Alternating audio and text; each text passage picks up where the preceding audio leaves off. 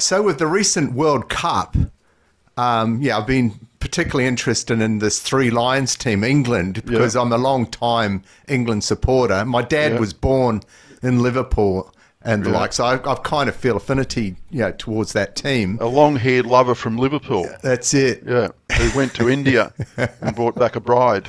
That's it. Right. Okay. But but so my interest in England is probably goes all the way back to 1986, where they had the famous Maradona Hand of God game, where he beat England almost single-handedly.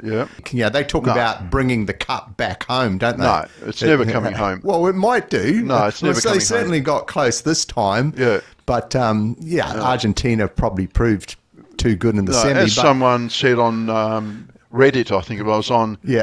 It's a shame they didn't get to the final to get thrashed in, in the final. But anyway, because it's always, for most people who aren't English, the best thing in the world, if their team doesn't win, is the second best is England to lose. Yeah. But in saying that, though, one thing about England is that they won't do what Argentina did in the final, which is basically not even put a shot on goal, do they? They just put everyone behind the ball and played a very negative defensive game until it was too late. But England, at least, one thing I like about the Three Lions is they got a bit of spirit at times, and if they're going to lose, they'll go down swinging. Yeah, as Tom Petty would say in his famous song. This is where the man who we're about to talk about today would never do that. No, I suppose that's what we wanted to talk about. He wouldn't dream of that. His was code. The underlying English, what I call the England spirit. The Bulldog Spirit. Yeah, and this is kind of underlined by the passing of another great player, which I associate with England, which is Kevin Keegan. Right. A guy that I used to follow as a teen. When I first saw him in the 1974 FA Cup. Yeah. And, and he obviously played for England. He was... And a lot of people called him the heart and soul of the team because he exemplified this English, never give up spirit and fight. He's always he's quite combative. A natural born leader. Yeah. He certainly had a charisma about him as well, Kevin Keegan. But I suppose the whole point of this video is to talk about a real life person that both you and I know called Paul Spice, who passed away himself. That's right. 12 months ago. And I thought this would be an opportunity since we've had the World Cup and Kevin Keegan and the fact that Paul was so interested in sports. And this is a man known to both of us. Yeah. Both having worked. Yeah, and he loved the Three Lions. Yeah. And Paul, I suppose, to my point, was at the center of it. He seemed to have this charisma where he used to draw people in. Yeah. One thing about Paul, and I want to relate this to Kevin Keegan, is that if he saw something he didn't like, what I liked about him is that he would soon let you know about it. There was no holding back. Yeah. There was no pretense. He says, I'm going to hold my cards close to my chest because I can't allow myself to get emotional. Paul actually fearlessly would charge into a debate or a discussion, and if he heard something he didn't like, it would be almost like permission for game on. Yeah, I would suggest. The thing is that he had a very strict code of behaviour, unwavering. Yes, that's right, and it was all, I suppose you could call it a black and white almost. Yeah. He had these principles which he certainly would let you know all about. Yeah, but I think that his code would not let him break that code. He actually lived to a code where he had to behave in a certain way to put his principles, his core principles, unlike, I would say, I'd certainly admit me, and I don't want to put you in the frame, but I think you'd be similar in that I know that I can be very pragmatic. Yeah. And sometimes I might be in an environment and hear things being said. I might hear someone saying something quite insulting about Melbourne, my hometown. Yeah. I might let that go through to the keeper. Okay. Yeah. Yeah, that's right. Paul, I don't think Paul would be letting something go through to the keeper. No, that's right. There'd be certain things, especially when it comes to English culture, especially when it had something to do with the Queen, for example. Queen Elizabeth, if there was any slight against her, he would arc up. So, Yes, but you and I were both lucky enough to live in England. Yeah.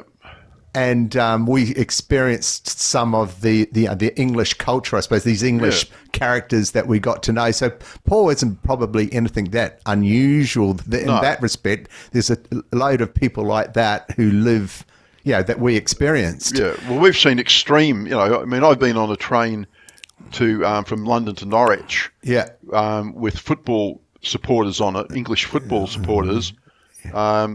And they smashed out every light on the train and intimidated the couple of bobbies that were on there to accompany the support. And they were saying, let's do the train. And they were streaming up and down, smashing stuff. Oh, yeah. And I was on the train with my family who were terrified. Yeah. So I've seen the passion that English sports followers can have. Yeah. And Paul was not at that extreme end of that. No. But he was probably not far off. No, well, the thing about, as I experienced, I only went to one, I sort of fitted in. I soon realised as like a people person that a good way to get in with the locals is to support the local team. So we had this team called the Norwich City Canaries, and we went down to White Hart Lane, which is the home to Tottenham Hotspur. Oh, yeah. And I soon realised, well, this is not like a football game in Australia or New Zealand. There was dogs barking. Yeah. There was police horses kitted up with leather pads on their knees and that. Yeah. There was guys with batons. Yeah. And we, as the away supporters, were herded into this bin. And, it was quite intimidating. I'm glad I had the experience, but I'm not too sure I want to relive it. If you had gone after the game to a local pub for a drink to discuss post-mortem in your yellow kit and noticed that everyone else in the pub had white the tops on. The mighty Spurs. You would have probably potentially not be here to tell the tale. No, that's right. Again, in Australia and New Zealand, it's a different different rule book. But at that time in 1990, I think England was going through a phase where football hooliganism was actually a thing. In fact, in the summer of that year, there was a little thing called the 1990 World Cup in Italy. Yeah. And the English supporters famously were, in the group stage anyway, they were sent to an island called Sardinia, and they played all the games there with the Italian thinking was, well, if we can use a port, we can actually, a ferry, they've got to come in through this ferry. We'll stop the ferry and then just vet all these guys. I don't know what the technology was in 1990, but they probably had photographs maybe of troublemakers. They had known, They were trying to weed out. And also, the other thing is if you can make it on an island, maybe you're not going to get as much English. They're basically trying to manage or control this English hooliganism problem. But you need to, I think, because the problem is because I lived in Scotland as well. Yeah. And I followed a Scottish team through the whole season. Yeah. And I hadn't realised coming from Australia, there's a concept known as the casuals. Yeah. So if you got this, everyone's heard of soccer hooligans. Yeah. But because they're not, these guys who call themselves hooligans, and they're in proper organised gangs, they're not dumb. A lot of them are some of them are stockbrokers and work in the city, highly paid guys. And then on the weekend, it's a bit like Fight Club. On the weekend, they take the suit off and go and punch people's heads in. And so what do? Then because they walk around with all of the kit on, the police soon work out how to round them up and kettle them within a phalanx of horses and stuff, and then herd them places. So then they invented the thing called the casuals. Yeah. And these guys go around in very designer clothing, looking very swish, very smartly dressed, but secreted about themselves would be a scarf or something. They could they could all turn up, and which already be organised. They could all turn up at a venue, one in ones and twos, say at like a pub, a known fighting pub. Yeah, they could turn up, and pretty well dressed guys have come in and having chat and stuff, and then almost on a signal, suddenly out come the scarves, and they're all Millwall supporters, or something like that. And next thing, it's all on. You know? Game on. And that made it very hard for the police. Yeah. And this is before facial facial recognition's good now, but for most of the time, facial recognition was pretty rough and ready. Oh, yeah. You know. Oh, well, they used to embed cops. Oh, yeah. Into the supporters. But I suppose my point is, and how I relate it back to Paul, is that as Australian New Zealanders, well, what's going on? What is the mentality of these people that would, that they would want to stand outside a pub, fist clenched, and what it is there's an underlying spirit or fighting spirit with a lot of English folk when it comes to sports. And with Paul, with this underlying code of ethics, there's no way in the world he's not going to stand with his mates, is he? And with this combative style that he had, he'd talk about the local derby. He hated people from Southampton. Oh, yeah. And I said, oh, what? You're talking about Matt Letizia? Yeah. And, I think he was impressed that I knew who Matt Letizia was. Yeah. But he said, the F-bomb scummers. Oh, right. He used to call them the scummers. The scummers, right. Yeah. But there's so much feeling fight. You can just about walk from the outer skirts of Southampton into Portsmouth. Play up, Pompey, play up. That's what I found when I lived in up in Leeds. I mean, at one point I had a job up in Leeds, and we also had an office in Bradford.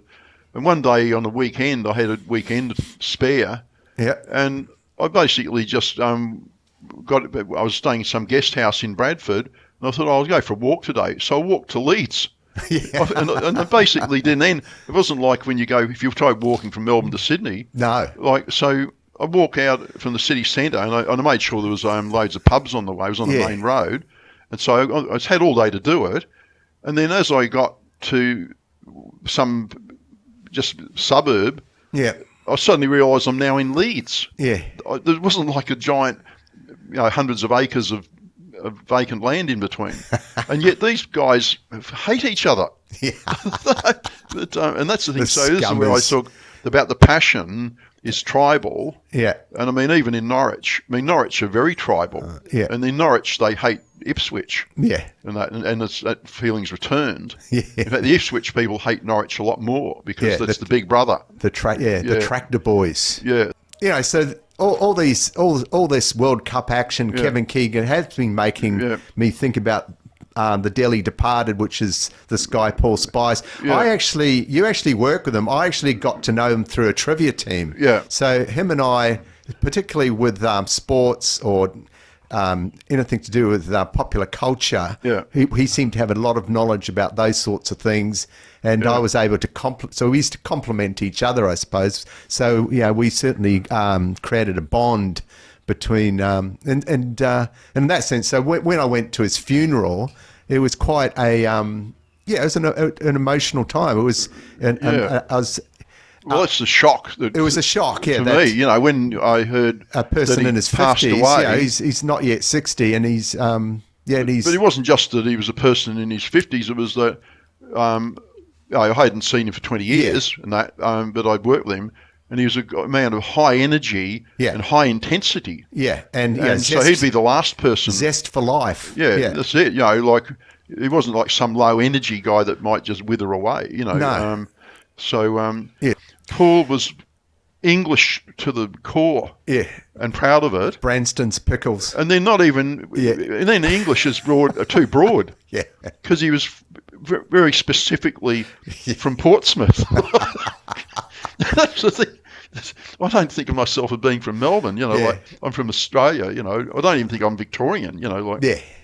No, we don't have that here in Australia. It's not tribal. I suppose the point of this video is that I certainly appreciate people like Paul, and I like talking to him, and I liked, as I say, I liked the passion, I liked the intensity, and and his just general knowledge about a wide range of subjects, not only sports and popular culture, general knowledge. And I like the fact that he had opinions on stuff, and he was almost fearless and being able to express what those opinions were. There's no mirroring. There was no like trying to read apology. Your mind. There's no apologies for being what he was. He's not trying to read your mind and think, what should I say he just to be? Is what he, that's it. Yeah. So I like that about him. But I suppose the second part of this video, which I wanted to talk about, was at some stage, I don't know if it was sitting there in the church, looking at his bloody closed casket and that. Yeah. You sort of examine, well, what is the point of his life? Yeah. And I suppose that's what the second part I want to talk about was, we've both got an interest in existential and philosophy. Well, George Harrison sang this, didn't he? Yeah. What is life? Yeah, that's true. Yeah. But I wanted to point to 20th century French philosopher and writer Albert Camus. Who we both like. So he had this idea that, in a way, life is absurd, isn't it? It is absurd, isn't it? I mean, you came to Camus a different direction than what I did. In 1978, when I was a young man, I was listening to a Cure song called Killing an Arab, which is basically about one of Camus' book called The Stranger. Yeah. And a lot of people think it's actually about causing harm to somebody, but it's actually, if you know anything about Robert Smith, it's actually the opposite. Robert Smith, because a lot of controversy around the song, but it's actually more about what's the underlying themes of that book. So I think for Camus, he talked about apathy, and if life is absurd, then why even bother? Why should I even have any interest in doing anything? I think that's why one of the books that Camus wrote is called Caligula. Oh, okay. And that's about the one of the most depraved, vicious Roman emperors. Okay. Who came to the conclusion, because a lot of these Roman emperors were also philosophers. Yeah. So this Caligula guy, he realised in his philosophical learnings that life is absurd. Yep. No one cares. You're not going to be judged. When you're dead, you're dead. Yeah. And death can come any time. Yeah. In the Roman Empire, you could be literally stabbed with a short sword. You could be Caesar. Even if you're Caesar, your friends could suddenly all stab you in the back. Yeah. Even your best friend Brutus would be part of it. Yeah. So you knew that you only were living for the day or the moment. Yeah. And so Caligula then thought, well, hang on, that means I can do whatever I like. Yeah. And he did. Yeah. And so so Camus wrote that play to expose that. Yeah. But yeah, so the ironically though, Camus didn't talk about. He lived life not in an apathetic, carefree manner. No. He actually did believe that you should be embracing life and try and live it to its fullest. Yeah, and I think that's the thing. This is I know this is my philosophy that no one cares, because this is the difference between you and me. You're a believer. Yeah. You're a God-fearing man, whereas I'm not. Yeah. I'm a God-denying man. But so I've had people say to me, Kevin, as you don't believe in religion or God, how come you aren't like some sort of criminal, just going and taking stuff out of shops and helping yourself to things and stuff? And I think, no, as life is meaningless, as we're just here while we're here, and then that's it. And once maybe your own kids and grandkids have gone, no one will probably remember you. Yeah. Unless maybe you wrote a song, but even then they won't know who that person was. Given that nothing matters and everything's meaningless, why not live a really great life? Yeah. That's why I look at it. Why not live the best life you can lead? Yeah. Given that you can do anything, why would you be some scumbag shooting up drugs and stuff, or whatever some people do? Yeah. With the freedom, you've been given the gift of freedom. I'm not constrained by religious laws or codes or anything like that.